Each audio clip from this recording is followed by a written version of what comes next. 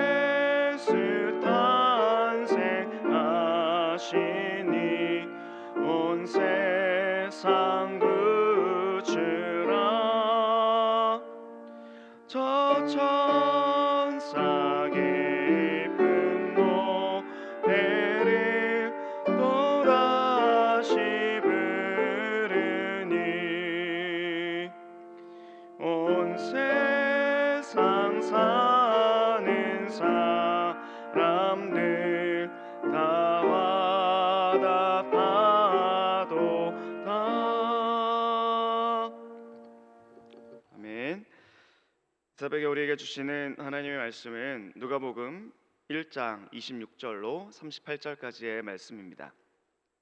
누가복음 1장 26절에서 38절의 말씀, 신약성경 87면쯤에 있습니다.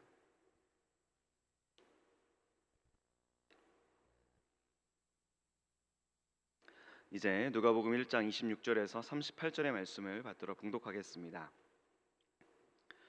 여섯째 달에 천사 가브리엘이 하나님의 보내심을 받아 갈릴리 나사렛이란 동네에 가서 다윗의 자손 요셉이라 하는 사람과 약혼한 처녀에게 이르니 그 처녀의 이름은 마리아라.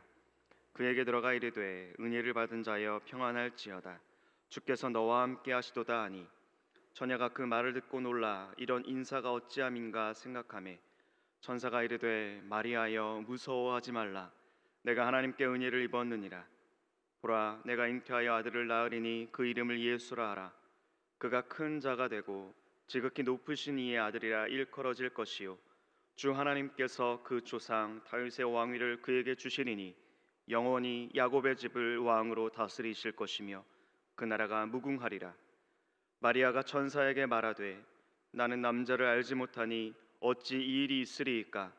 천사가 대답하여 이르되 성령이 내게 임하시고 지극히 높으신 이의 능력이 너를 덮으시리니 이러므로 나실 바 거룩한 이는 하나님의 아들이라 일컬어지리라. 보라 내 친족 엘리사벳도 늙어서 아들을 배었느니라. 본래 임신하지 못한다고 알려지니가 이미 6달이 되었나니 대저 하나님의 모든 말씀은 능하지 못하심이 없느니라. 마리아가 이르되 주의 여종이오니 말씀대로 내게 이루어지이다 하며 천사가 떠나가니라. 이 말씀은 살아계신 하나님의 말씀입니다. 아멘. 이 새벽에도 하나님 앞에 나온 우리 성도님들에게 귀한 은혜가 가득하시기를 간절히 소망합니다. 우리는 지금 코로나의 엄중한 시기를 지나고 있습니다. 오늘 그러니까 2020년 12월 23일 0시부터 수도권에서는 5인 이상의 사적 모임이 금지되는 행정명령이 발동되었습니다. 성탄절 그리고 연말 연시에 지인 또 친척 또 친구들과 모임도 갖지 못하고 집에서만 보내야 하는 상황에 모두들 마음이 무겁습니다. 특히 예배당 문이 굳게 닫혀 안타깝습니다. 교회에 나올 수도 없고 모일 수 없고 예배당에 나와 기도할 수도 없습니다. 그래서 지금은 총과 칼만 없지 전시 상황과 같다는 생각을 해보았습니다. 모일 수 없어서 우리의 마음이 무기력하고 모일 수 없어서 점점 우리의 마음이 무관심해지고 모일 수 없게 되니 점점 사랑이 식어지는 것 같고 모일 수 없으니 대체 무엇을 해야 할지 모르는 길을 잃어버린 것 같은 느낌이 듭니다. 동시에 그런 생각도 해보았습니다. 이런 시련이 우리의 믿음을 더 단련하지는 않을까요? 이 고난을 통해서 우리 안에 세상의 더러운 찌꺼기들이 불태워지고 정화되지는 않을까요? 이 시련 속에서 하나님의 얼굴이 보이지 않는 것처럼 느껴질 때 그 염려와 불안 속에서 이 시험 속에서 우리가 더 영적으로 성장할 수 있지는 않을까요? 이 시험을 통과하고 나면 우리는 주님을 위해서 더 선한 일을 할 수 있는 능력으로 무장될 수 있지는 않을까요?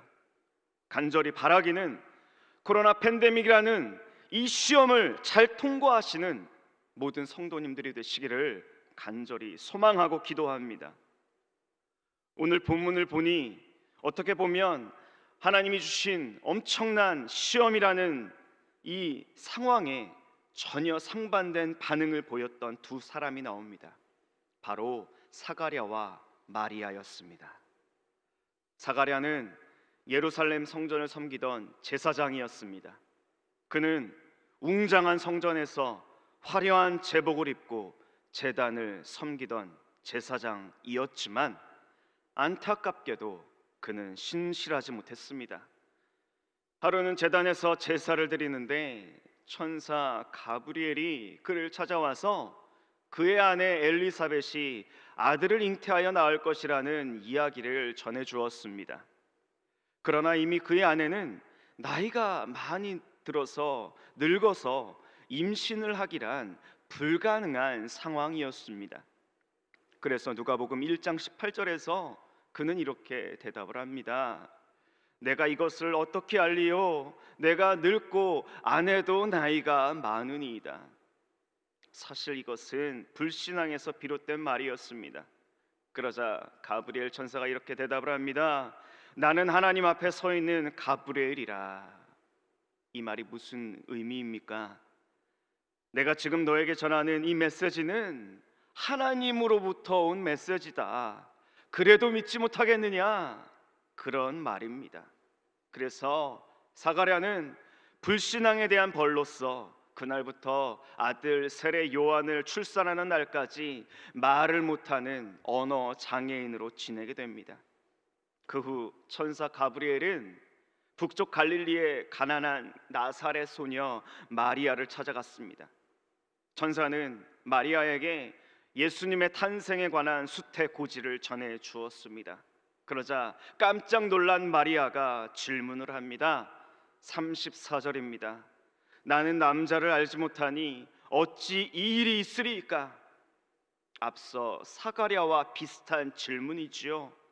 그녀는 아직 약혼만 했을 뿐 남자와 동침을 하기 전인데 어떻게 임신을 할 수 있느냐라는 것이었습니다.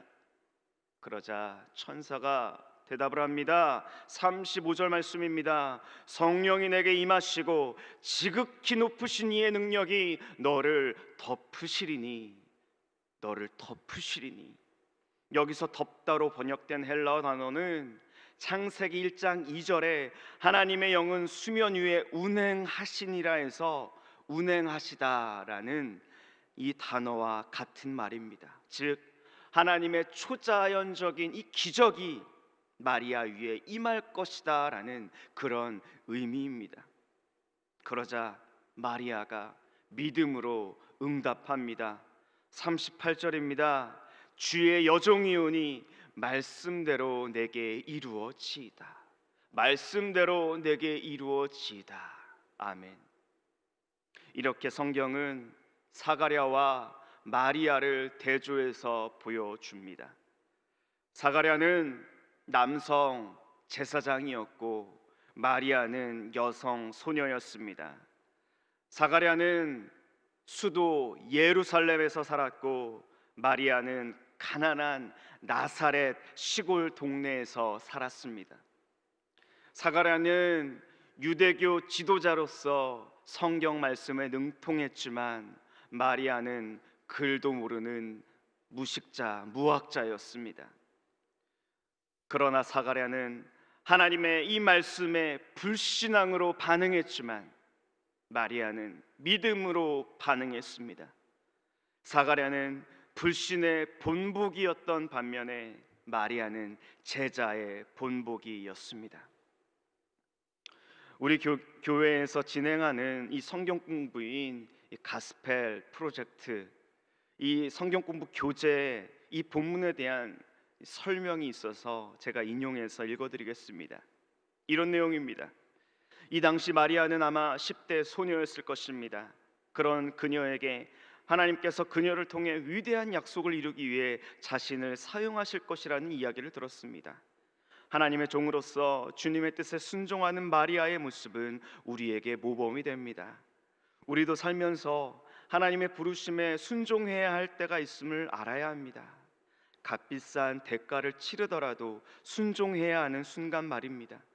마리아처럼 우리도 하나님의 종이자 그리스도를 따르는 제자로서 순종을 통해 주님을 높여 드려야 합니다. 이런 내용입니다. 그렇습니다. 우리는 지금 그 어느 때보다도 제자로서 주님의 부르심에 순종해야 할 때를 보내고 있습니다. 바로 이 코로나라는 전시 상황의 때에 주님은 우리를 부르고 계십니다.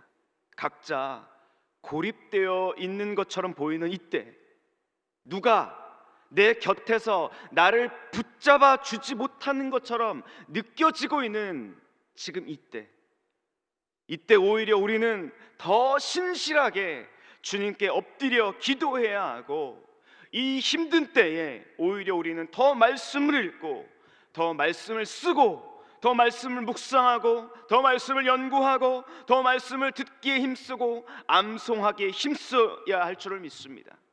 이 코로나의 엄중한 이때에 우리는 더 말씀으로 옆에 있는 나의 구역 식구들, 또 영적인 동료들에게 전화로, 또 문자로, 카톡으로, 또 영상 통화로 자주 연락을 해서 격려해주고 독려해주고 신실하게 더 보살펴주고 사랑하기에 힘써야 할 줄 믿습니다. 여러분, 우리는 지금 그냥 낙심하고 그냥 주저앉아 있어야 할 때가 아닌 줄 믿습니다. 그것이 부르심에 순종하는 제자의 합당한 모습인 줄 믿습니다.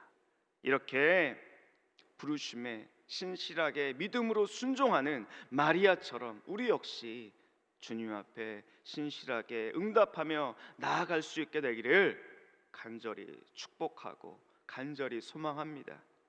이렇게 부르심에 순종하여서 시험에 잘 통과하여 하나님께 귀하게 쓰임받는 저와 여러분 되시기를 간절히 소망합니다. 함께 기도하겠습니다. 하나님 아버지, 감사합니다. 오늘 말씀을 통해서 사가랴와 마리아의 모습이 대조되고 있는 것들을 함께 묵상하였습니다. 사가랴는 유대교의 그 지도자로서, 제사장으로서 말씀을 많이 알았지만 아버지 하나님의 그 부르심 앞에서 의심하고 아버지 불신앙으로 반응했지만, 하나님 마리아는 그 어린 소녀였지만 그 천사의 부르심 앞에서 주의 여종이오니 말씀대로 이루어지이다, 하나님 그렇게 믿음으로 순종하며 나아갔던 것들을 우리가 여기서 보았습니다. 하나님, 이 코로나의 어려운 때에 하나님 우리가 더욱더 말씀 앞에 무릎으로 나아가게 도와주시고 순종함으로 나아가게 도와주시고, 낙심하며 아버지 아무것도 무엇을 해야 할지 아버지 하나님 몰라서 주저앉아 있지 않게 하여 주시고, 더욱더 주님 앞에 귀 기울이며 순종하며 하나님께 신실하게 반응하며 나아갈 수 있는 우리 안산제일의 모든 성도들 될 수 있도록 인도하여 주옵소서. 사랑하는 주의 성도들 기억하여 주시고 특별히 우리 환우들을 기억하여 주셔서 하나님 아버지, 마음이 아프고 아버지 하나님 각종 질환으로 고통 가운데 있는 우리 환우들 가운데 우리 주님께서 아버지 주의 광선으로 비춰주셔서 하나님 아버지 속히 쾌유되는 은혜가 있도록 주님 붙잡아 주옵소서.